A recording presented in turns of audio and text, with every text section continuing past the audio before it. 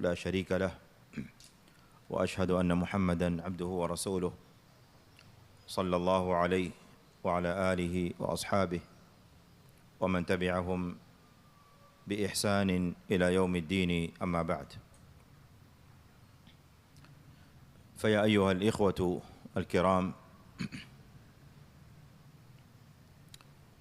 katika majlisi ya tafsir tuliokuwa nayo wiki iliyopita, tumeanza tafsiri ya mwanzo wa juzuu ya 3 ya suratul Baqara katika kauli yake al-Haqq tabaraka wa taala, tilka ar-rusulu faddalna ba'dahum ala ba'd al-aya. Tukafasiri na kueleza na kadhalika kuchambua katika ahkam yale ambayo yanafungamana na aya hii tukufu ya Allah subhanahu wa ta'ala, na ikawa tumebakisha sehemu ambayo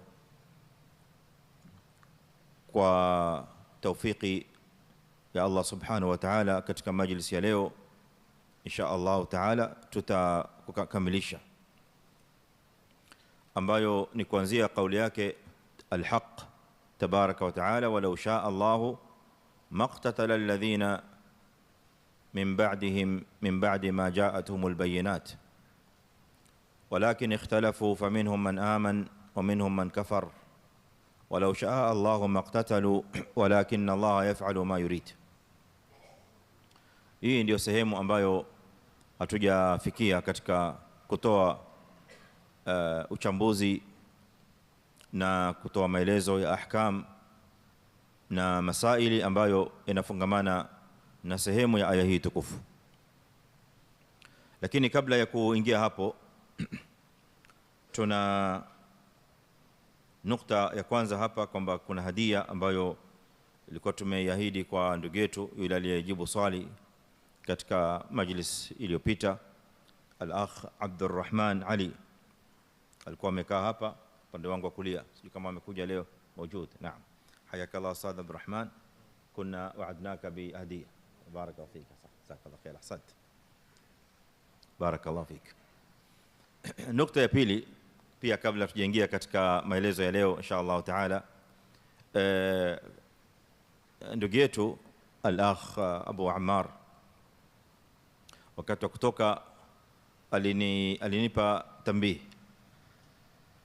وهو تنبيه جيد في مكانه جزاه الله خيرا, ya kwamba tulipoanza tafsiri ya tilka ar-rusul faddalna ba'dahum ala ba'd, akanikumbusha kwamba kule nyuma kuna aya ambayo ilikuwa bado hatujaichambua na kuieleza kwa kirefu, kwa upana, nayo ni kauli yake Allah subhanahu wa ta'ala, tilka ayatullahi natluha alayka bilhaqqi wa innaka laminal mursalin.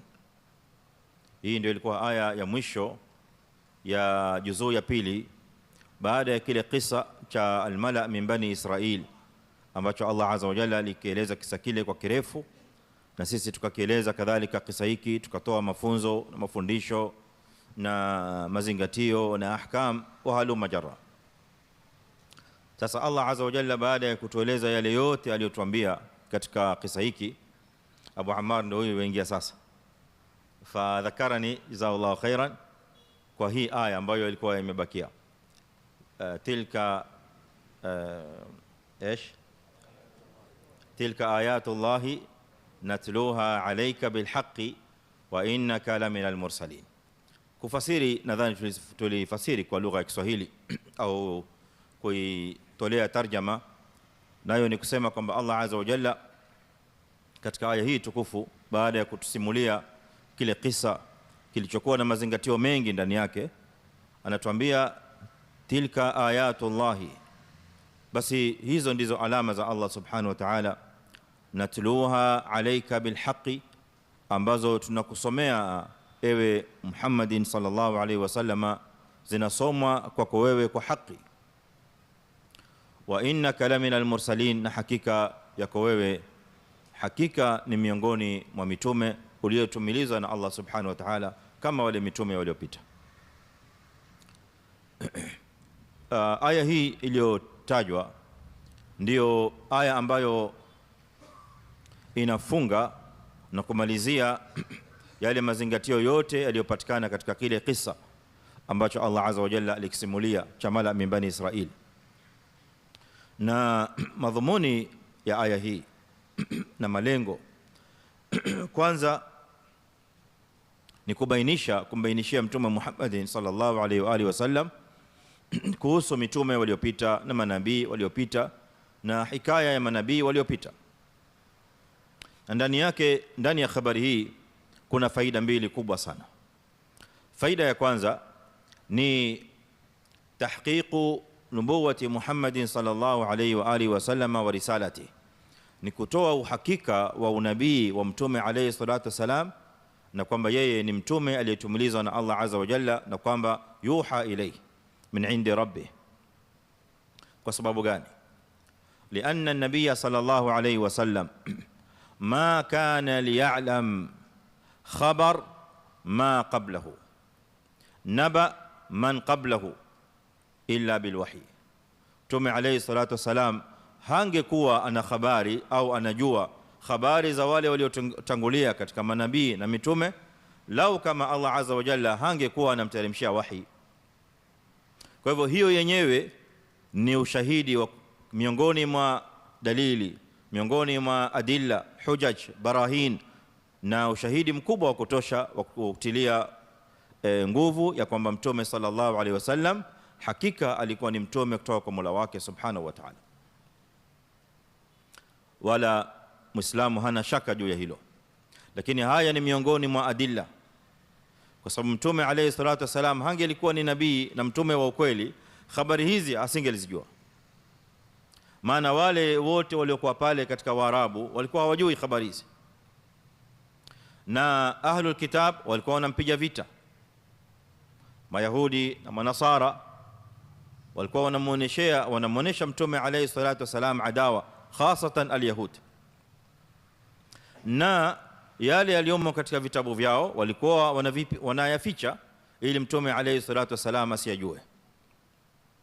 Kwa hiyo kule Allah azza wa jalla kumteremshia habari hizi ambazo hakuna mwingine alikuwa anayajua, ni ushahidi mkubwa wa kuwa mtume sallallahu alaihi wasallam ni mtume ursila min rabbih, mab'uthun min rabbih, arsalahu Allah azza wa jalla nabiyyan wa rasula. Allah azza wa jalla kamtumiliza kuwa ni nabii na kamtumiliza kuwa ni mtume, na kwamba anayajua haya ambayo hakuna mwingine alikuwa anayajua. Wale waliodai kuwa mtume alayhi salatu wasalam haya aliyokuja nayo kuna mtu fulani yomfundisha,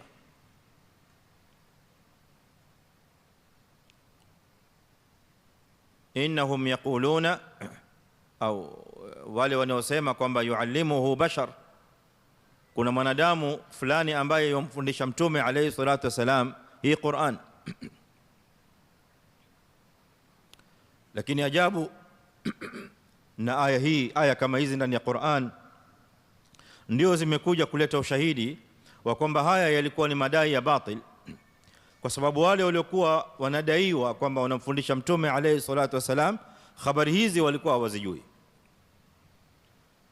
Kwa hiyo walimfundisha vipi kitu ambacho wenyewe walikuwa hawayajui? Hawa waliomfundisha hawakuwa na habari za Bani Israil, hawakuwa na habari za Musa alayhi salam wala Harun alayhi salam wala Isa wala an-nabiyun min qablihi, ma kanu yaarifuna hadha. Idhan huwa za'mun batil.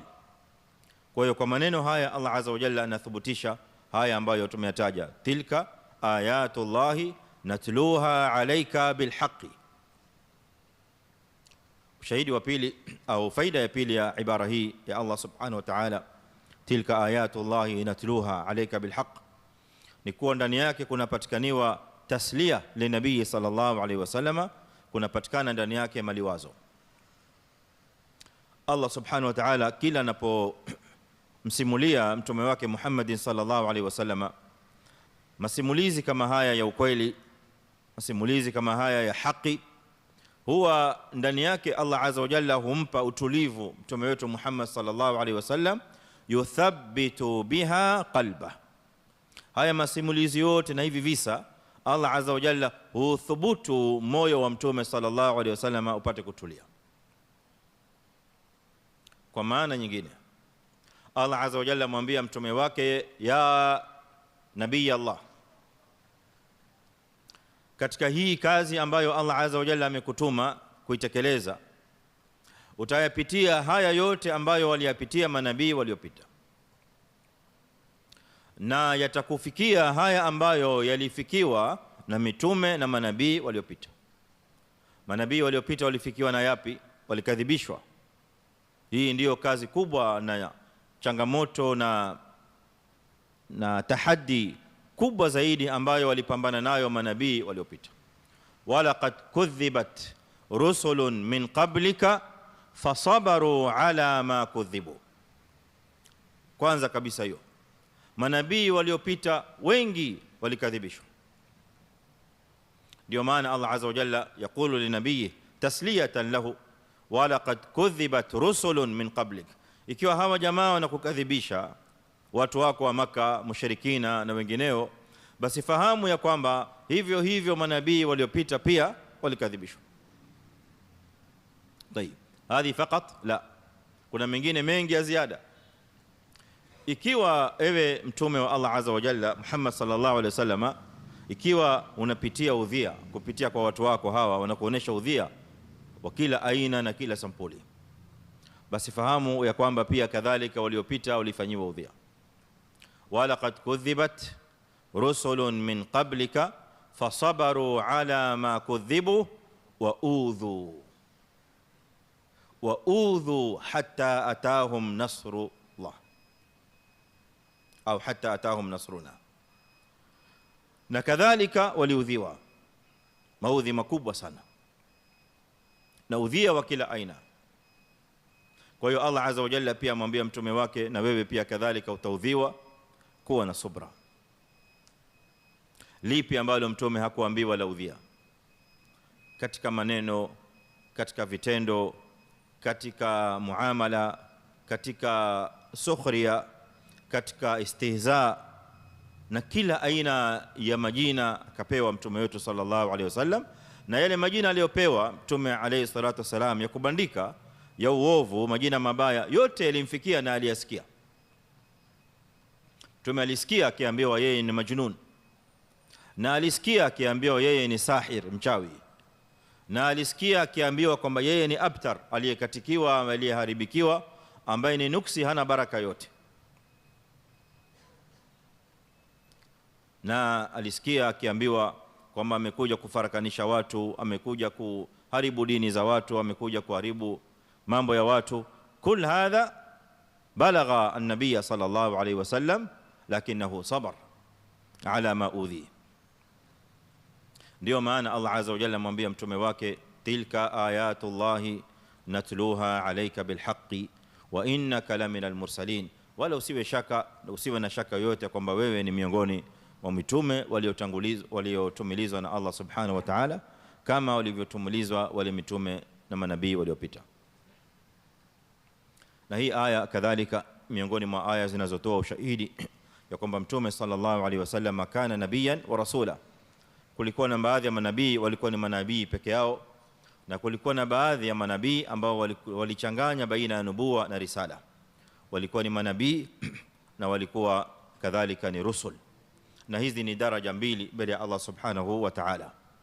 Na ndio maana Allah azza wa jalla akamwambia mtume wake, wa innaka laminal mursalin, kisha mbele akamwambia tilka rusulu faddalna ba'dahum ala ba'd.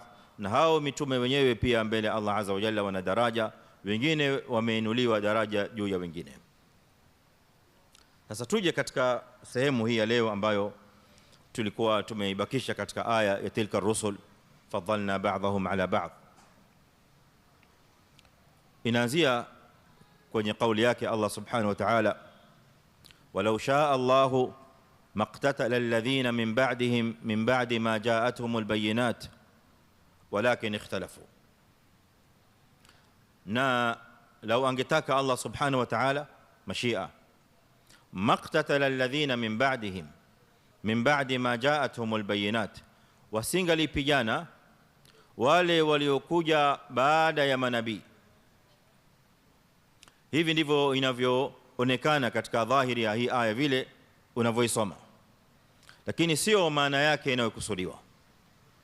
Maana hasa inayokusudiwa ya hili tamko la min ba'dihim sio kwamba vita vilitokea na iktital, watu kushambuliana na kupigana, yani baina ya wema na waovu, baina ya waumini na wasiokuwa waumini, walipigana. Min ba'dihim, dhahiri ya hii aya ni kwamba mapigano yalitokea baada ya mitume, lakini sio maana yake. Maana yake ni kuwa wakapigana wema na waovu, waumini na wasiokuwa waumini, kukasimama mapambano baina ya haki na batil. Min ba'dihim, min ba'di ma ja'atuhumul bayinat, baada ya kila nabii. Kwa hiyo maana ya min ba'dihim ni kwamba kila baada ya nabii kuondoka, kabla ya kuja nabii mwingine, watu wakaingia katika mapambano, na hata mapambano mengine yalitokea wakiwa wale manabii wapo hai na wale mitume wako hai, yakaendelea mpaka akaja mtume mwingine, yule mtume akaondoka, akaja mtume mwingine, kadhalika yakaendelea mapambano na vita mpaka akaja mtume mwingine, mpaka akaja Muhammad sallallahu alaihi wa alihi wasallama, na mapambano, qital, siraa baina alhaqi walbatil qaim mustamir, bado inaendelea, na hadi hivi leo bado inaendelea ile siraa. Kwa hivyo hii aya, Allah azza wa jalla akituambia maneno haya, ni aya ambayo inakusudiwa maana yake kwa ibara hii ambayo tumeitaja, kuwa ile qital baina alhaqi walbatil, baina almu'minin wa alkufar walmushrikin, baina arrusuli wa qaumihi wa man khalafa arrusul. Haya mapambano yaliendelea baada ya kila nabii. Tena mapambano haya yalikuja min ba'di ma ja'atumul bayinat, baada ya kuwa mafundisho na aya za Allah azza wa jalla zimekuja kuwa wazi, kwa maana ya kwamba watu walipigana, watu waliishambulia ile haki baada ya kuwa ile haki wao washaoneshwa na washaijua, sio bila ya kuijua haki iko wapi, na sio kabla ya kubainishiwa haki ile. Haki ilibainishwa na ikafundishwa na ikawa wazi, lakini baada ya hapo, na licha ya haki kuwekwa wazi, watu bado wakasimama kuipiga vita ile haki, kama ilivyotokea wakati wa mtume sallallahu alaihi wa alihi wasallam. Alikuja mtume wetu Muhammadin salawatu rabbi wa salamu alayhi, fabayyana alhaq, na jaa bilbayinat, akaja na zile bayinat. Bayinat ni zile alama zote ambazo zipo wazi, lakini maa dhalika, pamoja na hayo na licha ya hizo alama, kudhiba wa udhiya wa udiya wa qutil, akakadhibishwa, akaudhiwa, akafanyiwa uadui na akapigwa vita. Muhammadin sallallahu alayhi wa alihi wasallam, baada ya zile bayinat zote kuja nazo.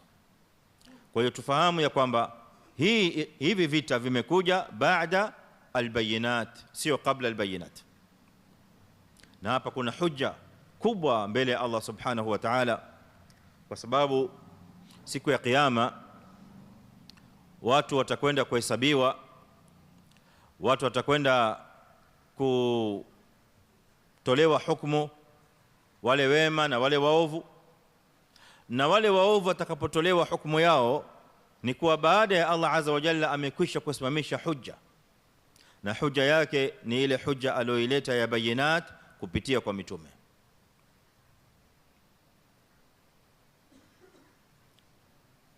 Rusulan mubashirina wa mundhirina lialla yakuna linnasi hujjatun ba'da ar-rusul.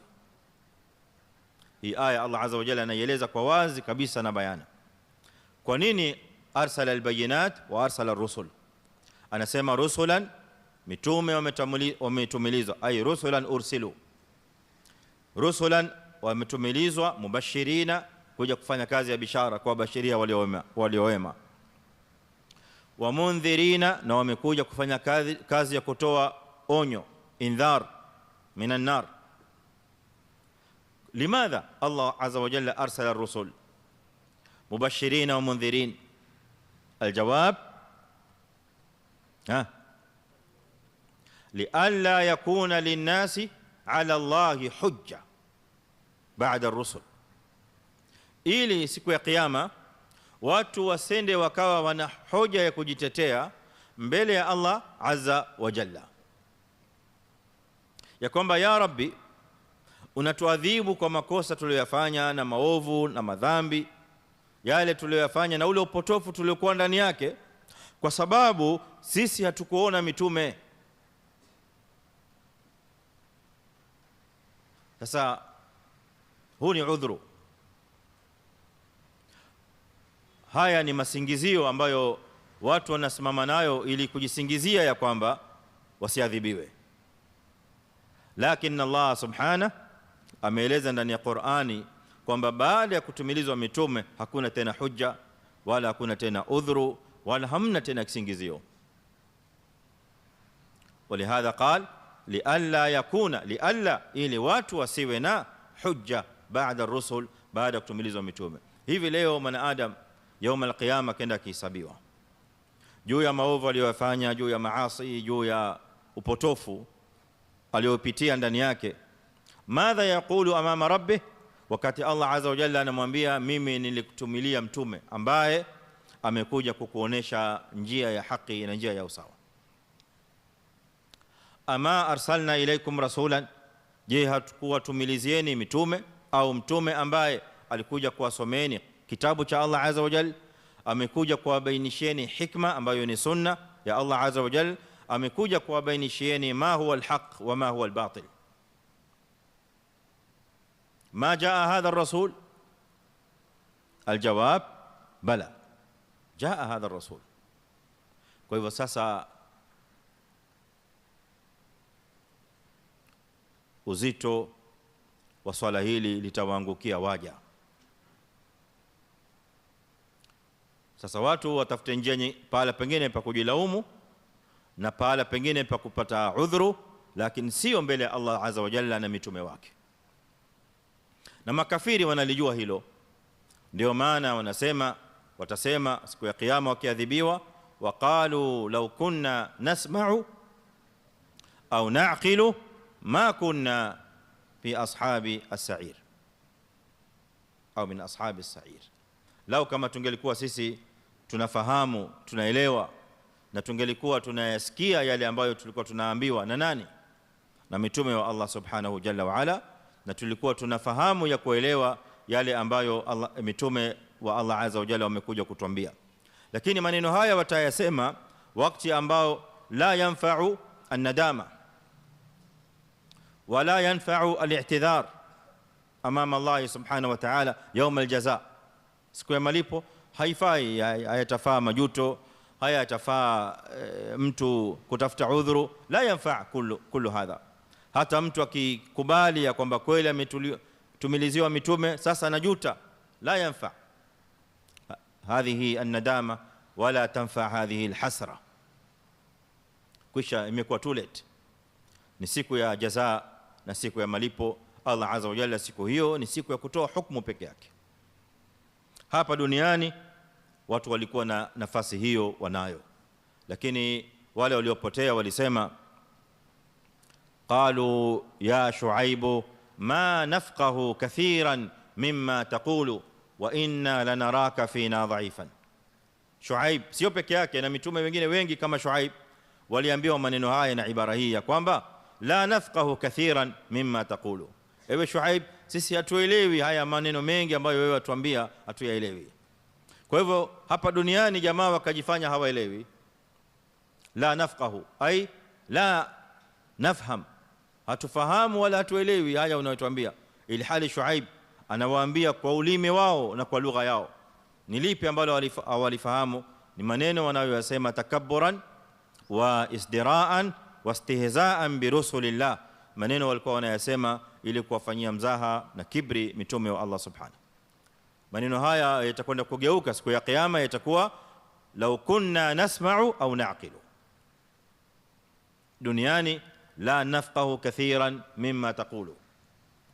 Kisha wanamwambia mtume wa Allah azza wa jalla, wa inna lanaraka fina dha'ifan, na sisi tutakuona wewe kwetu ni dhaifu mno, si mtu ambaye una nguvu, ni mtu ambaye ana nguvu zake, mtu ambaye anaweza kujitetea, anaweza kujisimamia. Wewe ni mtu dhaifu, hana watu wa kuwatetea. Na ndivyo walivyokuwa mitume wa Allah subhanahu jalla jalaluhu. Muhammadun sallallahu alayhi wasallam man kan min ahli alquwa wa man arraht alladhina kanu yudafi'una anhu, alikuwa na watu au timu ya watu ambao walikuwa wakimtetea? Kalla. Mwanamke Khadija kanat ma'a tudafi' anhu sallallahu alayhi wasallam. Thumma jaa ammuhu Abu Talib, hakuwa na timu wala hakuwa na watu wa kumtetea. Ndio maana Shuaib akaujibu kuambia, arahti a'azzu alaykum min Allah, ni mnaangalia mtu ambaye ana timu au ana watu wa kumtetea na mabodyguard wamemsimamia. Mitume wa Allah azza wa jalla hawakuwa na mabodyguard, ndio maana wakaonekana kwamba ni dhaifu. Kwa hiyo aya hii Allah azza wa jalla anathibitisha ndani yake kwamba iqtital na mapambano ni jambo ambalo sunnatullah azza wa jalla fi khalqi, ni sunna ya Allah azza wa jalla, kanuni ya Allah subhana katika maumbile na viumbe vyake. Panapokuwa na haki lazima kutasimama vita ya kupambana haki ila na batil, na panapokuwa batil lazima itakuja haki ili ije iondoe ile batil. Hivi ndivyo inavyokwenda sunan alhaya wa sunan kauniyya kama arada Allah subhanahu jalla wa ala. Bal naqdhifu bilhaqqi ala albatili fayadmaghuhu faidha huwa zahiqun. Naqdhifu bilhaqqi ala albatili, haki Allah azza wa jalla huichukua akaipiga kwenye batili ili batili iondoke. Faidha huwa zahiq, kitahamaka unaikuta batili hiyo inashururua inakwenda zake. Albatil la yabqa maa alhaq, batil haiwezi kusimama pahali haki imekuja, haiwezi kutulia. Batil lazima itaondoka. Waqul jaa alhaqu wa zahaqa albatilu inna albatila kana zahuqa. Kila inapokuja haki ikija kipambana na batil, lazima batili itaondoka. Batili itaondoka, inayobaki baada ya batili kuondoka ni inad, istihza, sukhria. Wewe unadhani kwamba batili iko, la, batili ishaondoka na watu wamekwisha kujua haki ndio hii. Sasa ile haki imebaki watu kuifanyia inadi, kuifanyia mzaha, kuifanyia istihzai ili kuipinga, lakini tayari imekuja kudhihiri haki ile, sababu haki ni nzito. Na kwa sababu ni nzito haki, haiwezi wakati wote haki ile kuzama, lazima itakuwa iko juu, inaonekana. Hata yule anayejaribu kuipinga atajaribu kuipinga, lakini haki ile inamshinda, maana ina nguvu haki saa zote. Ya'lu wala yu'la alayhi, saa zote inakuwa ipo juu. Hakuna kitu ambacho kinaweza kuja kukaa juu ya haki, na haizami haki abadan. yuriduna liyutfi'u nur Allah biafwahihim wallahu mutimmu nurihi, surah as-Saff. Wa ya'ba Allahu illa an yutimma nurah. Allah azza wa jalla hakuna jambo ambalo analiruhusu lije liipinge nuru yake Allah subhanahu wa ta'ala, au kuzuia haki yake Allah azza wa jalla. Hakuna kitu ambacho kitakuja kuzuia haki ya Allah jalla jalaluhu, la budda an yadhhar. Lakini katika kudhihiri kwa haki ile inadhihiri kupitia kwa ile qital na ile sura. Ndio maana Allah azza wa jalla qala, walau shaa Allahu maqtatala alladhina min ba'dihim min ba'di ma ja'atuhumul bayinat, lakini ikhtalafu, watu kakhtalifiana juu ya ile haki na juu ya zile bayinat. Faminhum man amana, kuna wale walioamini, wa minhum man kafar, na wale waliokufuru. Walau shaa Allahu maqtatalu, na lau angetaka Allah subhanahu wa ta'ala watu hao waumini na makafiri wasingepigana. Waumini na makafiri wanapigana juu ya ile haki na wanapigana juu ya ile haki baada ya kudhihiri kwa zile bayinat. hawapigani juu ya ile haki qabla albayinat, la, inma yuqatilun ala alhaqi ba'da albayinat. ولو شاء الله ما اقتتلوا ولكن الله يفعل ما يريد, lakini Allah subhanahu wa ta'ala daima hufanya yale anayoyataka. Sehemu ya mwisho katika uchambuzi wa aya hii, tukija katika ahkam na fawaid, ni masala yanayohusiana na kadhia ya iman, kadhia ya aqida, na masala mengi tuliokuwa nayo pia katika aya hii yaliyopita yalikuwa pia katika mlango wa aqaid, aqida, na katika mlango wa tauhid. Kwa hivyo hii aya yote inazunguka katika somo la tauhid, somo la tauhid. Ndio maana somo la tafsir ni somo kubwa ambalo linamfaidisha Muislamu katika kila nyanja na katika kila mlango na katika kila ilmu. Ukitaka kusoma tauhid, tafsir inakufundisha somo la tauhid kwa namna kubwa sana na kwa aya nyingi sana. Allah azza wa jalla ameweka humo ndani qadaya na masail za tauhid kwa kila namna na kila njia. Ukitaka kusoma au masomo mengine na ilmu zingine zote zinapatikana ndani ya Qur'an. Ilmu ulum ash-shar', masomo ya fiqhi, masomo ya ahkam, masomo ya lugha arabia yapo ndani. Kwa hiyo hapa tupo katika somo la tauhid, Allah azza wa jalla akituambia maneno haya. Hii sehemu ya aya, ayu alikhwa, inatupelekea katika masala, katika miongoni mwa masaili ya aqida au tauhid, ambayo ni masala yanahitajia utulivu kidogo katika kuyafahamu, utulivu wa fahamu na kusikiliza na kufuatilia, sababu ni masala kidogo inaweza kuwa ni magumu katika fahamu ya baadhi ya watu.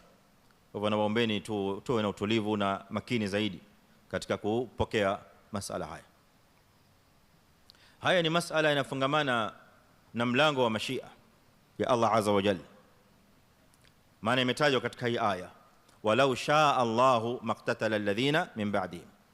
Allah azza wa jalla karejelea mbele, walau shaa Allahu maqtatalu. Kwa hiyo tuna tamko la mashiatullahi azza wa jalla, mashia ya Allah subhanahu wa ta'ala. Unaweza kufasiri kwa lugha ya Kiswahili au tarjama kwa lugha ya Kiswahili karibiana na inayokaribiana na tamko hili, matakwa ya Allah subhanahu wa ta'ala, yale anayoyataka Allah subhanahu wa ta'ala. Kadhalika katika hii aya pia kuna tamko la walakinna Allah yaf'alu ma yuridu. Yuridu inatokamana na irada. Kwa hiyo tuna tamko la pili ambalo ni iradatullah subhanahu jalla wa ala. Irada pia nayo inakaribiana na kusema matakwa ya Allah azza wa jalla, yale anayoyataka. Sasa tofauti ni kwamba lugha ya Kiarabu ni lugha pana, tajiri, ina lafdhi na matamshi mengi ambayo yanabeba maana tofauti tofauti, kinyume na lugha zingine kama Kiswahili na Kiingereza, ambayo ukija katika matamshi kama haya inakuwa hakuna tamko lingine ambalo lililo karibu zaidi ya kusema matakwa ya Allah subhanahu wa ta'ala, yale anayoyataka Allah subhanahu. Inakuwa tabu kidogo. Shaa Allahu, Allah azza wa jalla alitaka. Arada Allahu, Allah azza wa jalla pia alitaka. Lakini kwa lugha ya Kiarabu haya ni matamshi mawili, mashia na irada. Lakini tukija kufasiri Kiswahili itatupa tabu kidogo kwa sababu hiyo ambayo nimeitaja. Lakini nadhani mmenifahamu. Sasa ili tufahamu mlango huu kisha tuje katika hii aya tuifahamu kwa undani zaidi kwamba haya ambayo Allah azza wa jalla lau angelitaka Allah azza wa jalla yasingelitokea.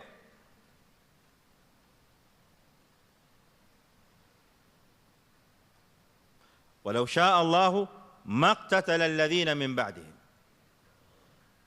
walau shaa Allahu maqtatalu, lau angelitaka Allah azza wa jalla watu wasingelipigana. Imtina' lilimtina', maana yake ni kwamba Allah azza wa jalla lau asingelitaka watu wasingelipigana, lakini kwa maana kwamba alitaka Allah azza wa jalla ndio maana watu wakapigana. Hii ibara ni nzito. Vipi alitaka Allah azza wa jalla watu wakapigana? Mu'minun wakapigana na al-kafara wal-mushrikin, ar-rusul na wafuasi wao wakapigana na walio wakadhibisha, haki ikapambana na batil. Allah azza wa jalla angelitaka hivyo isiwe hivyo ingelikuwa, lakini Allah azza wa jalla hakutaka iwe hivyo, ndio maana mapambano yakaweko. Sasa ile ibara hizi za tauhid na aqida tuzifahamu kwa undani na kwa ufahamu mzuri, inabidi tuweke masala haya katika nukta moja baada ya nyingine, pointi moja baada ya pointi nyingine, kwa utaratibu mzuri na kwa usahali, ili tuweze kuyafahamu masala haya kwa kina insha Allah taala. Allah tuwezeshe. Kwanza kabisa, ayu alikhwa, nukta ya kwanza ni kwamba mashi'atullahi azza wa jalla wa iradatuhu sifatani dhatiyatani fi'liyatani khabariyatan thabitatani bilkitabi wassunnah. Hii nukta ya kwanza muhimu tuielewe. Tutakuwa na nukta baada ya nukta mpaka tumalize, tufike katika hiki kikomo ambacho tumekusudia. Nukta ya kwanza ni kuwa mashia ya Allah azza wa jalla na irada, hizi ni sifa mbili, lakini unapokuja kuleta tarjama kwa lugha ya Kiswahili itakuonesha kama ambaye ni sifa moja. Walau shaa Allahu, tafasiri na lau angetaka Allah azza wa jalla, yaf'alu ma yuridu, Allah anafanya yale anayoyataka. Kiswahili inakwambia sifa moja, lakini uhakika na kielimu ya tauhid na aqida laysat sifa wahida, huma sifatan. Na sifa hizi mbili zinaitwa sifa dhatiyatani. Maana ya sifa dhatia ni sifa inayo shikana na dhati ya Allah subhanahu wa ta'ala, au inatokamana na dhati ya Allah subhanahu wa ta'ala. Yani ni sifa ya dhati ya Allah subhanahu jalla jalaluhu.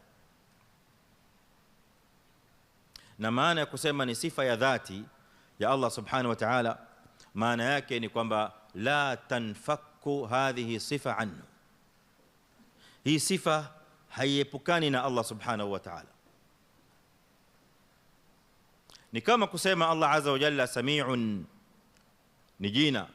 Allah jina lake ni mwingi wa kusikia, ambayo jina hilo la sami'un mutadhamminun, limebeba sifata sam'i, sifa ya kusikia. Na sifa ya kusikia ya Allah azza wa jalla ni sifa dhatia, sifa ya dhati. Maana sifa hii haiepukani na Allah jalla jalaluhu, hiya mulazimatan lahu, ni sifa ambayo inamlazimu Allah jalla jalaluhu fi kulli waqtin wa fi kulli hin. Vile vile sifa ya ilmu, vile vile sifa ya kuona, vile vile sifa ya qudra na nyinginezo na nyinginezo na nyinginezo. Alafu sifa hii tunasema ni fi'liyatani thabitatani bilkitabi wa sunna, ni sifa ambazo ni fi'liya, zinatokamana na fi'li ya Allah subhanahu wa ta'ala, ambayo ni fi'li ya mashia au fi'li ya irada. Irada ambayo inafungamana na utukufu wa Allah azza wa jalla, irada mutaalliqa bijalali Allah azza wa jalla allati taliqu bijalalihi, ambayo inafungamana na inalingana na utukufu wa Allah subhanahu jalla jalaluhu. Mashia kadhalika ambayo yanalingana na utukufu wa Allah subhanahu wa ta'ala. Mwanadamu na yeye pia ana irada yake. Mwanadamu kuna vitu ambavyo pia anataka, na mwanadamu pia ana vitu ambavyo pia anataka kwa maana ya mashia, pia anataka kwa mashia. Na haya mambo mawili Allah azza wa jalla katika Qur'ani pia amethibitisha ya kwamba viumbe vyake vina irada na mashia. Ndio maana tukasema na ni lazima tuamini ya kwamba irada ya Allah azza wa jalla sio ile irada ya viumbe vyake. Mashia ya Allah azza wa jalla sio sawa na mashia ya viumbe vyake. Ni mashiatun taliqu bijalali Allah azza wa jalla, irada taliqu bijalali Allah azza wa jalla. Maana mwanadamu pia naye ana mashia.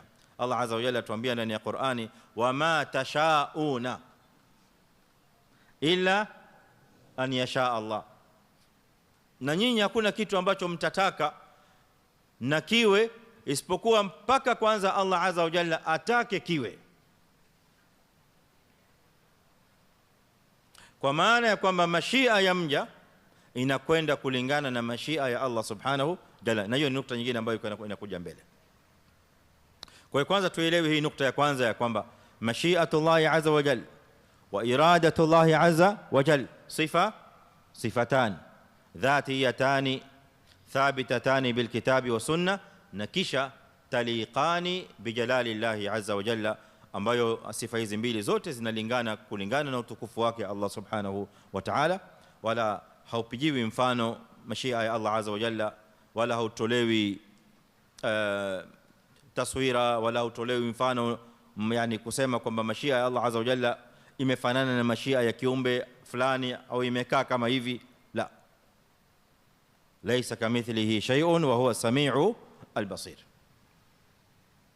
Nukta ya pili, ayuha alikhwa, katika mlango huu, mashiatullah subhanahu wa ta'ala mutaalliqatun biiradatihi. Mashia ya Allah subhanahu wa ta'ala imefungamana na irada yake. Mashia ya Allah subhanahu wa ta'ala imefungamana na irada yake. Ndio maana wakati mwingine katika aya iliyo na mashia unaiona inataja irada, kama hii aya, walau shaa Allahu maqtatalu walakinna Allaha yaf'alu ma yuridu. Mashia na irada zipo pamoja. Nukta hii ya pili inatupeleka katika nukta ya tatu muhimu ngumu, nayo ni kwamba irada ya Allah subhanahu wa ta'ala naw'ani. Irada ya Allah subhanahu wa ta'ala ni aina mbili: iradatun kauniyatun qadariyah wa iradatun shar'iyyatun diniyah. Irada ya Allah subhanahu wa ta'ala inakuja kwa aina mbili. Irada kauniya qadariya ni irada inayofungamana na qadari ya Allah subhanahu wa ta'ala, na yale mambo ambayo Allah subhanahu wa ta'ala aliyoyapitisha tayari katika qadari yake, kwamba hivyo ndivyo yatakavyokuwa vile alivyotaka yeye subhanahu wa ta'ala.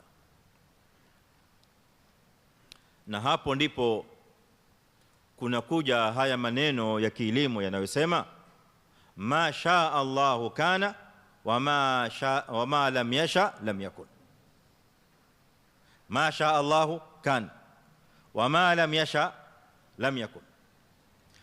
Kwa hivyo irada ya Allah subhanahu wa ta'ala ya aina ya kwanza ni iradatun kauniyatun qadariyah, ni irada inayofungamana na qadari ya Allah azza wa jalla katika hii kaun, inayofungamana na mambo ya kaun, mambo ya ulimwengu katika qadari ya Allah subhanahu wa ta'ala. yote ambayo Allah azza wa jalla ameyataka yawe lazima yawe vile alivyotaka Allah subhanahu wa ta'ala yawe, na yale ambayo Allah azza wa jalla hakutaka yawe hayawezi kuwa, maana Allah azza wa jalla hakuyapitisha katika kadari yake mambo hayo yawe. Nilikwisha kuambia kule nyuma ni somo gumu, kwa hivyo inshallah tuweni na utulivu na makini inshallah mpaka tumalize, alafu kama kutakuwa na swali na wakati huko mtaniuliza pale ambapo hamkufahamu.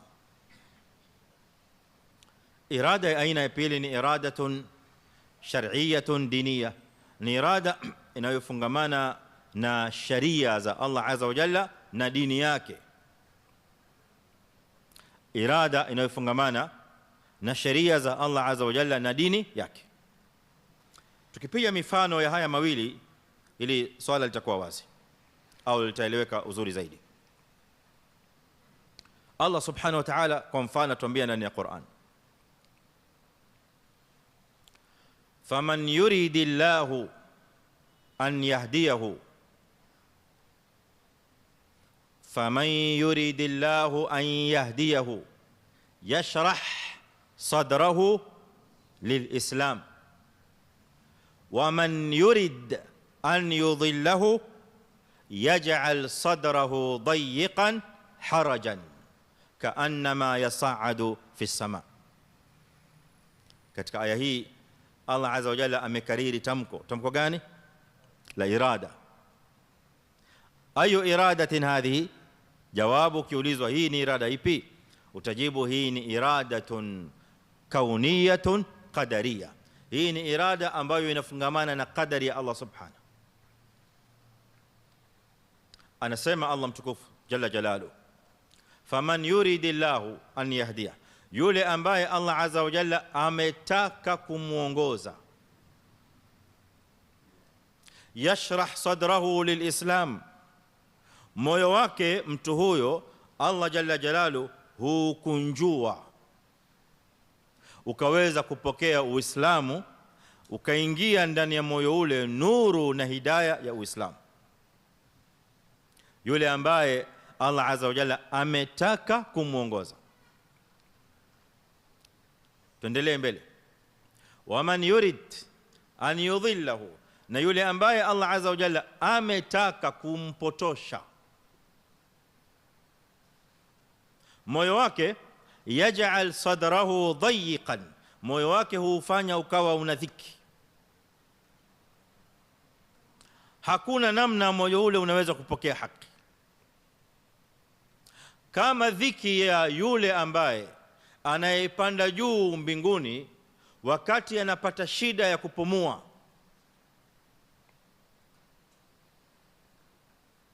Yule anayepanda juu mbinguni, wewe unamwonaje ule moyo wake vile anavyotaka kupumua? Na Allah azza wa jalla hapa anatupa elimu nzuri ambayo inajulikana katika elimu za miongoni mwa elimu alizofundishwa na alizosomeshwa mwanadamu na Allah azza wa jalla.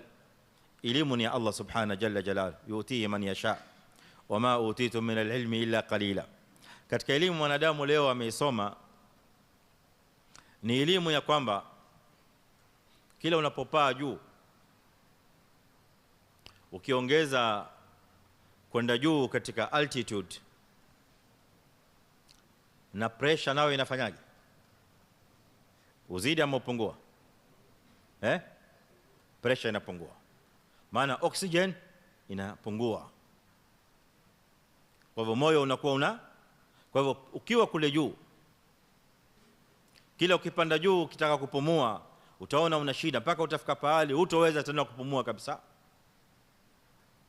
Ndio maana mwanadamu alipotengeneza vile vyombo vinavyopaa juu kabisa katika futi 1030, futi 1040, ndege zikatengenezwa kwa namna ambayo ndege zile haziwezi kuruhusu kuingia kwa hewa kutoka nje. Ukitaka watu wafe katika ndege wote kwa wakati mmoja, hebu toboa lile dirisha la ndege, lile dirisha dogo lile litoboe, tuweka tundu pale, utaona vile hali itakavyokuwa mle ndani ya ndege.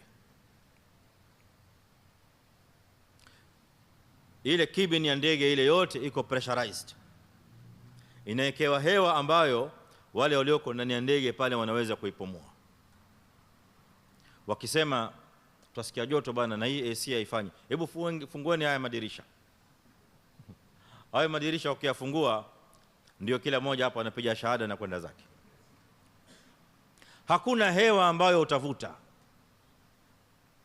Ndio haya maneno ya Allah azza wa jalla, yaj'al sadrahu dayiqan harajan kaannama yas'adu fi samai. Kila ukipanda kule juu mbinguni hewa hamna, moyo utakuwa una dhiki, hakuna oksijeni, hakuna kitu, pressure haikuruhusu kuendelea kupumua.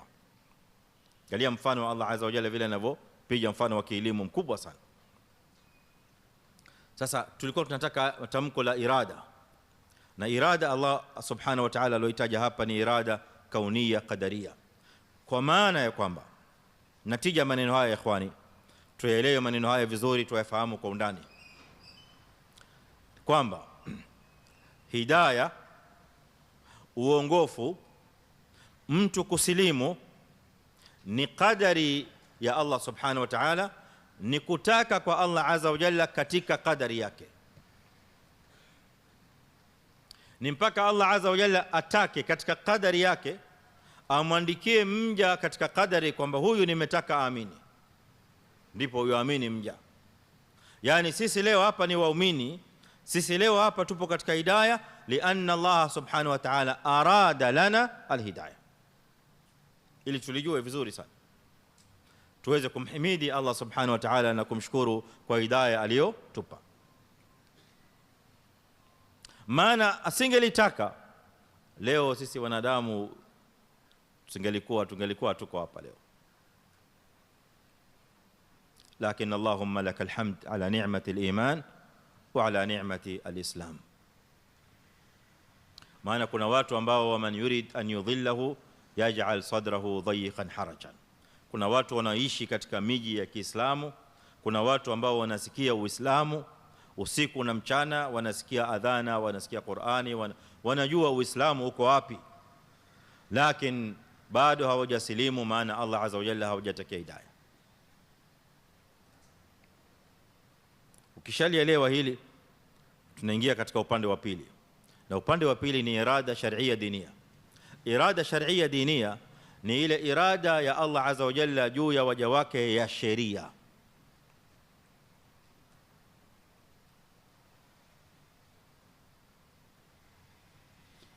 Irada ya sheria ni irada inayofungamana na sheria ya Allah subhanahu jalla jalaluhu. Allah subhanahu wa ta'ala ametuletea sheria ndani ya Qur'ani na zile ambazo amemteremshia Mtume Muhammad sallallahu alaihi wasallam katika hadithi. Hizi sheria zote zinakwenda kulingana na vile Allah alivyotaka. Matakwa hayo yanaitwa irada shar'iyyatun diniyatun. Ili tuelewe, tunatoa mfano pia mmoja katika Qur'ani kama tulivyotoa kule katika irada kaunia qadaria. Allah subhanahu wa ta'ala atuambia katika surat An-Nisa, yuridu Allah an yubayyina lakum ويريد الله ليبين لكم ويهديكم سنن الذين من قبلكم ويتوب عليكم والله غفور رحيم والله غفور حليم والله غفور والله عليم حكيم. عليم حكيم. طيب نحكيك عليم حكيم. طيب يريد نريد آية يريد الله ليبين لكم ويهديكم سنن الذين من قبلكم ويتوب عليكم والله عليم حكيم. والله يريد أن يتوب عليكم ويريد الذين يتبعون الشهوات أن تميلوا ميلا عظيما. يريد الله أن يخفف عنكم وخلق الإنسان ضعيفا. إذن إرادة ngapi؟ Hamjazihesabu? Tuanze tena mwanzo tuzihesabu. yuridu Allahu liyubayyina lakum wa yahdiyakum sunana alladhina min qablikum wa yatuba alaykum wallahu alimun hakim. Wallahu yuridu an yatuba alaykum wa yuridu alladhina yattabi'una ash-shahawat an tamilu maylan 'azima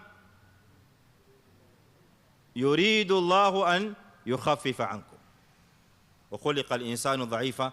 4 iradat. Irada ngapi? 4. Swali liko hapo, ayu irada hadhi? Irada kauniyya shar'iyya au irada irada kauniyya qadariyya au irada shar'iyya diniyya au muzdawaja? Au katika hizi irada 4 kuna irada kauniyya qadariyya na kuna irada shar'iyya diniyya? الجواب شرعية دينية كلها أو اختلط؟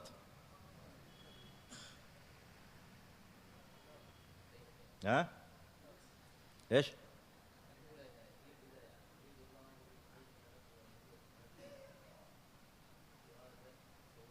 كونية هذه. طيب يريد الله ليبين لكم ويهديكم سنن الذين من قبلكم، هذه كونية قدرية لأنها تعلقت بالهداية.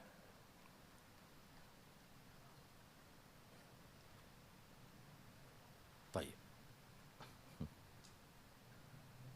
في قول آخر؟ طيب بارك الله فيك. هذه الإرادات إخوة الكرام wako katika wanazuoni ambao wamefahamu hizi irada 4 zote ni irada sharia. Pamoja na kwamba uko ufahamu unaweza kuelewa ile irada ya kwanza ikiwa ni irada mutaalliqa bil hidayah kama tulivyosema mwanzo, kama qala akhi, ni irada kauniyya qadariyya, lakini yumkin aidan an takuna irada shar'iyya diniyya idha kanat hadhihi al hidayah hidayah khassa.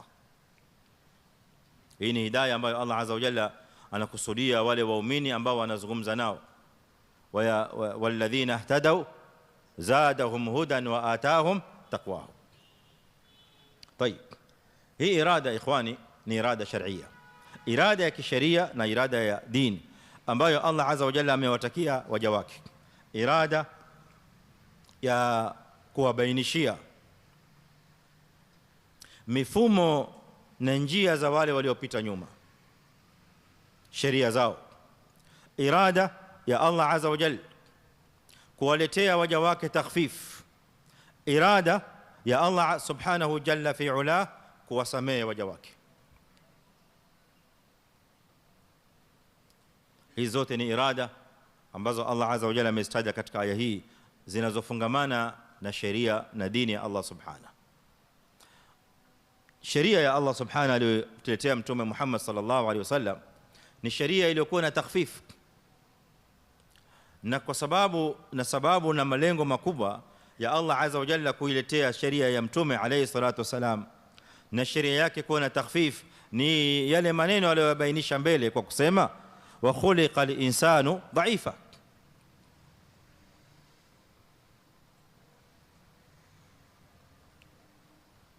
Allah azza wa jalla amewatakieni takhfif kutokamana na kwamba mwanadamu ameumbwa akiwa ni dhaifu,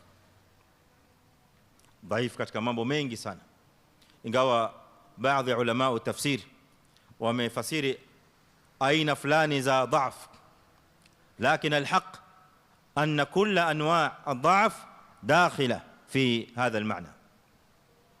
Kila aina ya udhaifu mwanadamu anao. Leo sisi wanadamu ukiangalia udhaifu wetu, tuna udhaifu mkubwa sana. Tuna udhaifu wa shahawat, tuna udhaifu wa kusahau, tuna udhaifu wa kujiona, kuna udhaifu wa ubakhili, kuna udhaifu wa kupenda dunia, kuna udhaifu wa kupenda mali, kuna udhaifu wa anania, wa kupenda nafsi, kila mmoja anapenda nafsi yake. Hadhihi kulluha dhaf. Wanadamu tunao udhaifu huu, na udhaifu huu sana sana unatokamana na maumbile ya mwanadamu. Mfano, mwanadamu ameumbwa kupenda mali, mwanadamu ameumbwa mali alionayo kuizuia. Hayo ndio maumbile ya mwanadamu alivyoumbwa. wa uhdhiratil anfus, al-anfus ashuh. Hakadha khuliqa al-insan. Udhaifu wa mwanadamu ni kule kuwa na pupa, hadha dhahf fil insan.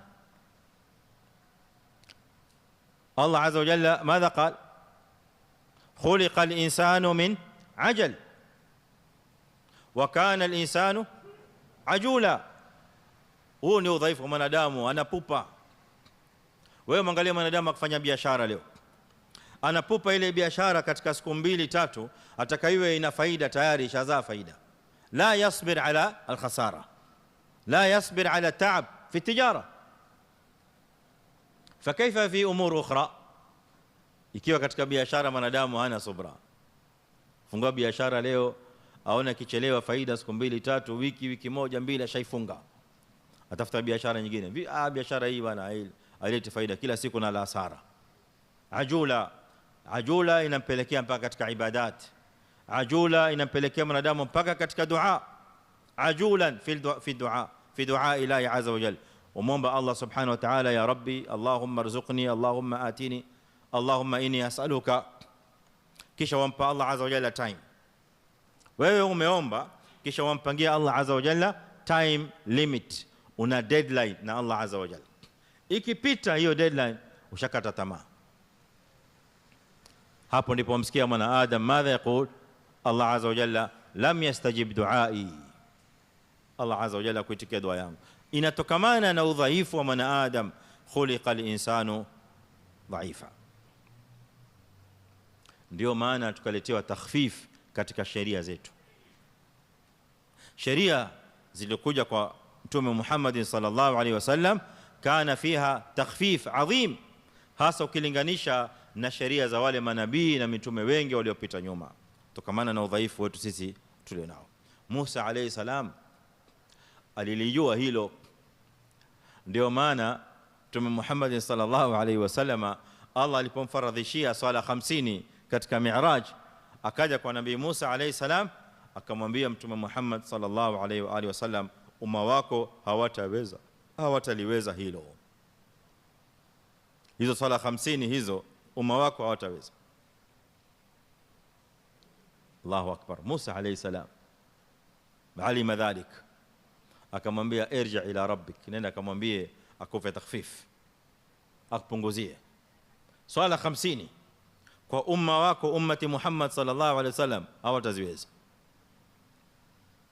Akarudi alayhi salatu wasalam, Allah akampunguzia. Kija tena ngapi? Rudi. Ngapi? Rudi. Ngapi? Rudi. Kaendelea Mtume apanda akishuka mpaka zikafika ngapi? 5. Zikifika 5 akamwambia bado rudi. Kufika hapa Mtume wetu alayhi salatu wasalam akamwambia la basi, hapa 5 inatosha. Na kumbe hizi 5 ni kweli kama qala Musa alayhi salam ni nzito kwa watu. Kuna watu wengine hizi sala 5 zenyewe zimepunguzwa kutoka 50 zimefika 5, lakini hizi 5 zenyewe ni mtihani mkubwa kwa baadhi ya Waislamu. Asallallahu azza wa jalla li wa lahum alhidayah wa at-tawfiq ya rabbal alamin. Nini tofauti baina ya irada shar'iyya kauniyya na irada دينية شرعية دينية؟ إرادة كونية قدرية na irada shar'iyya diniya, ما الفرق بينهما؟ sikizeni tofauti yake. Tofauti ya irada kauniyya qadariya na irada shar'iyya diniya, tofauti yake ni kwamba irada kauniyya قدرية لا يتخلف ولا بد أن يقع كما أراد الله. haiwezi kukosekaniwa, lazima iweko na itokee vile alivyotaka Allah subhanahu wa ta'ala. Hiyo irada kaunia qadariya. Allah amemtaka mja wake aamini, Allah amemtaka mja wake huyu aliyepotoka bado kutoamini, lazima itakuwa hivyo. La yatakhallaf an ma arada Allah jalla jalaluhu, wala yaqa khalf au bikhilaf ma yuridu Allah subhanahu. Haiwezi katu kutokea kinyume na vile Allah alivyotaka abadan. Hakuna mtu ambaye Allah azza wa jalla arada bihi alhidayah, amemtaka aongoke kisha siongoke. Hakuna. Na hakuna mtu ambaye Allah azza wa jalla amepotea hakutaka aongoke kisha akaongoka, la yumkin. Hii ndio irada kaunia qadaria. Mtume sallallahu alayhi wa alihi wasallam alikuwa na hamu kubwa mno ya ammi yake Abu Talib an ايش يسلم يدخل في الإسلام، لكن الله سبحانه وتعالى ما أراد ذلك. سؤال، ilikuwa haikuwa؟ لأن الله سبحانه ما أراد.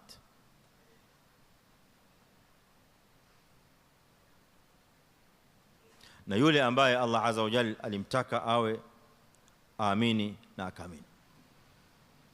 Akaamini Amr ibn Hisham, akaamini Umar ibn al-Khattab radiyallahu anhu. Amr ibn Hisham bani Abu Jahl akabaki vile vile katika kufru. Na hawa jamaa wawili walikuwa pamoja. Hawa walikuwa katika wakubwa wa Makuraish, katika sanadidi Quraish, wanaoogopewa katika Makuraish. Lakini mmoja wao Allah azza wa jalla arada lahu alhidayah, Umar ibn al-Khattab. Na mmoja wao Allah azza wa jalla ma arada lahu alhidayah, fabaqiya fi kufrihi wa mata ala kufrihi. Ammu an-nabiy sallallahu alayhi wasallam Abu Lahab. Abu Lahab ni ammi yake Mtume alayhi salatu wasalam, kama ambavyo Hamza ni ammi yake Mtume alayhi salatu wasalam, na Al-Abbas pia ni ammi yake Mtume sallallahu alayhi wasallam. Lakini hawa wawili kataba Allahu azza wa jalla lahuma alhidayah fa aslama. Na huyu mmoja Abu Lahab baqiya ala shirkihi wa kufrihi wa mata kafiran, na akateremshiwa sura tutla في كتاب الله عز وجل إلى يوم القيامة في شأنه تبت يد أبي لهب وتب.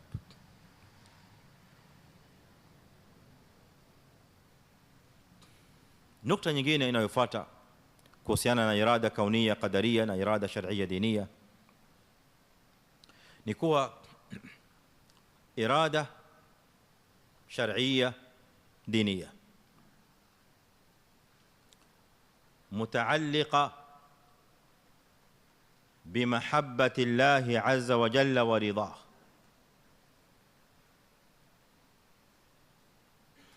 إرادة كونية قدرية متعلقة بمشيئة الله عز وجل. na ukitaka pia unaweza kusema hiya mashiatullah azza wa jalla. Sasa hii ndio nukta ya mwisho tunamalizia nayo, ili sasa tuje baada ya hapa tuje tuelewe hii aya ndani ya Qur'ani inakusudia nini. Nukta ya mwisho, irada ya Allah azza wa jalla shar'iyya diniyya mutaalliqa bimahabbatihi wa ridahu. Ni mahabba yanayofungamana, ni irada inayofungamana na mahabba ya Allah azza wa jalla na mapenda ridha yake kwa yale aliyoyataka.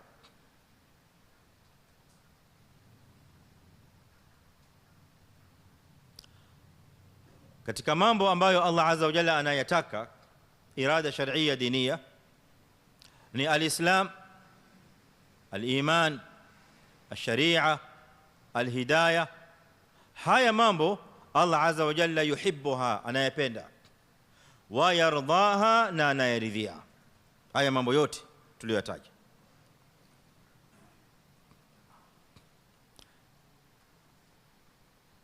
na vile vile taat, ukianzia as-sala, ukija katika siyam, ukija katika zaka, ukija katika hajj, ukija katika qiraat al-Quran, kull hadhihi taat katika irada ya Allah azza wa jalla, shar'iyya diniya, ambayo Allah subhanahu wa ta'ala yuhibbuha wa yardaha, Allah anaipenda na anaridhia.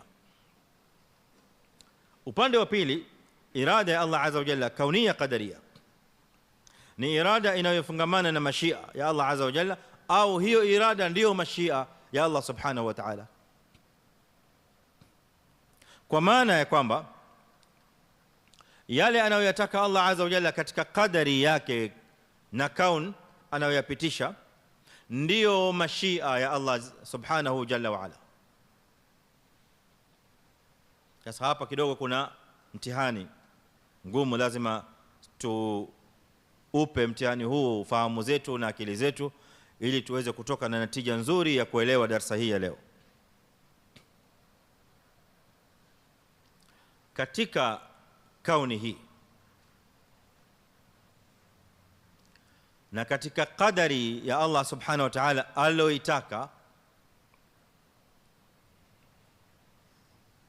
kuna mambo ambayo yanafanyika, mengine ni ya sawa na mengine sio ya sawa, mengine ni mazuri na mengine sio mazuri.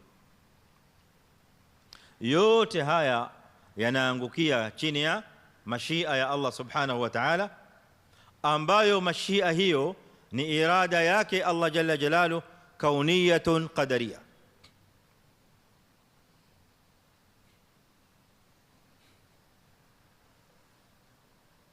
Miongoni mwa mambo hayo yanayotokea katika ulimwengu huu ni ukafiri. Miongoni mwa mambo hayo yanayotokea katika kauni hii ni ushirikina na madhambi mengi mbalimbali tofauti tofauti.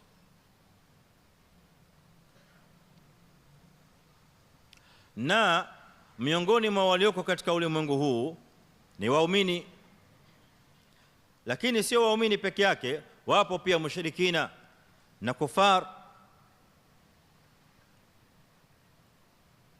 Hawa wote ni viumbe vya Allah subhanahu wa ta'ala,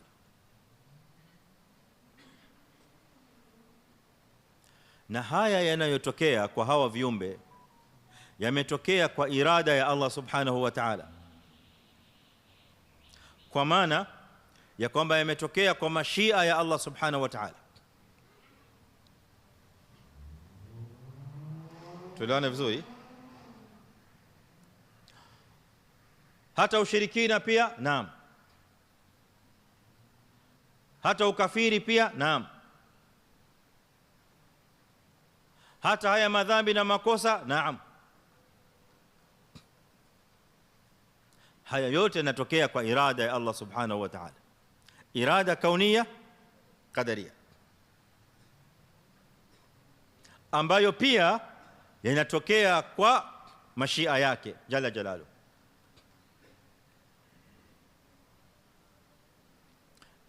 Ukishaelewa maneno haya, ndipo utakuja utaelewa tafsiri ya aya Allah azza wa jalla anapotuambia walau shaa Allahu ma ashraku.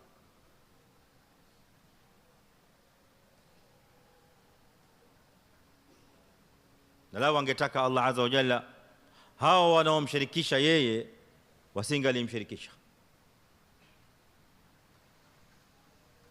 Lakini akili yako ikiwa hapo hapo katika haya maneno tunayozungumza, usiitoe akili yako katika hilo duara mpaka kwanza uelewe pia na ufahamu kwa kina ya kwamba hayo mashia ya Allah azza wa jalla juu ya haya tuliyoyataja, na irada ya Allah azza wa jalla kaunia qadaria juu ya haya yote tuliyoyaeleza, haimaanishi kuwa Allah azza wa jalla licha ya kuwa ana irada juu ya haya ameyaridhia.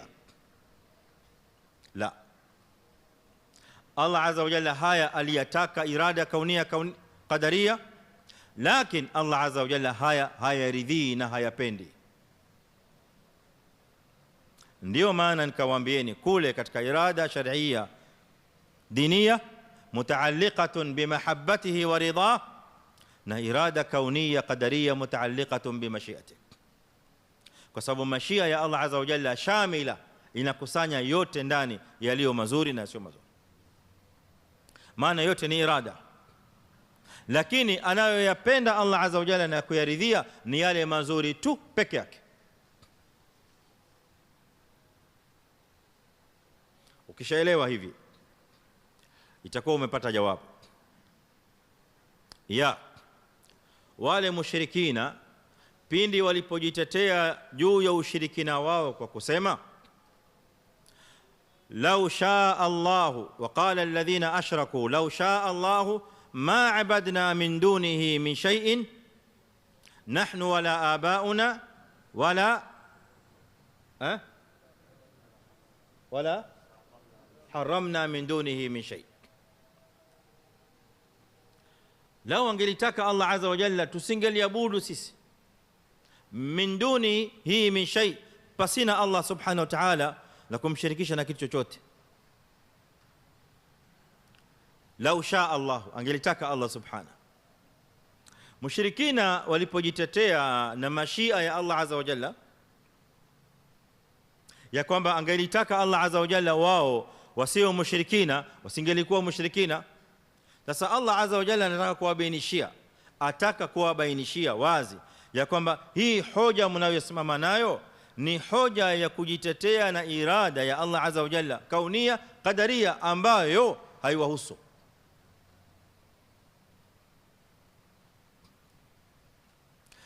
Dalili ya kwamba haiwahusu na haipo katika elimu yenu ni kuwa Allah subhanahu wa ta'ala katika irada shar'iyya diniya ukafiri hauridhii. Ndio maana akatuambia wala yarda liibadihi alkufra, na Allah azza wa jalla haridhii kwa waja wake ukafiri. Kwa hivyo hamwezi kudai ya kwamba Allah azza wa jalla angelitaka sisi mushrikina, yani wao wasingelikuwa mushrikina. Ni maneno ya uongo, madai ya batili, kwa sababu Allah azza wa jalla haridhii ukafiri wala haridhii ushirikina.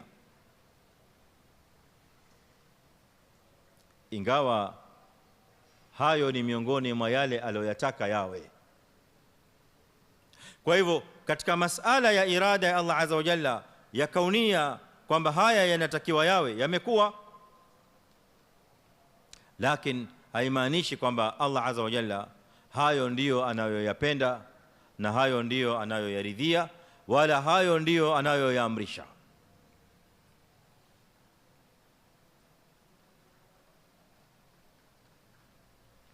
Tumepata jawabu.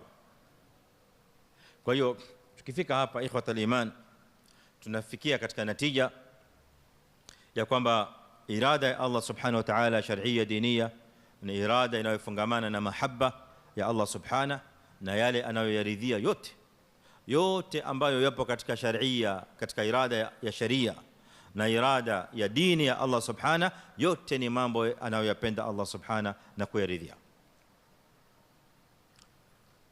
Lakini yale yaliyopo katika qadaria kaunia, yale ni ya mashia anayoyataka Allah azza wa jalla, ambayo lazima yawe na yanakuwa, na yanaweza kuwa ni mazuri na yanaweza kuwa si mazuri. Kwa hiyo inshallah taala katika darasa ijayo bi mashiati Allah taala tutakuja kuleta mukhtasar na talkhis tena ya somo hili. Najua kwamba ni somo kidogo limekuwa gumu kiasi fulani, lakini nadhani mmetoka pia na faida, inshallah mmefahamu kiasi fulani. Lakini kama kutakuwa na haja ya kurudia kidogo, tarudia ili tuweze kusongea mbele, maana mbele tunahitaji kufikia katika nukta muhimu, nayo ni kwamba tuweze kufahamu hii irada aliyotaja Allah subhanahu wa ta'ala katika aya hii inakusudiwa irada ipi. Walau shaa Allahu maqtatala alladhina min ba'dihim min ba'di ma ja'atuhumul bayyinat walau shaa Allahu maqtatalu. Kisha tuelewe haya makusudio ya maneno haya, na maneno haya yamekuja kwa mfumo upi ndani ya Qur'ani, ili tutoe mfano wake. Allah azza wa jalla akituwezesha katika darasa ijayo na kutupa siha na afya tutakuja kukamilisha. Asallallahu alazim an yaj'alani wa iyyakum min alladhina yastami'una alqawl fayattabi'una ahsana. Wa sallallahu wa sallam wa barak ala nabiyyina Muhammad wa ala alihi wa sahbihi ajma'in. Wassalamu alaykum wa rahmatullahi wa barakatuh.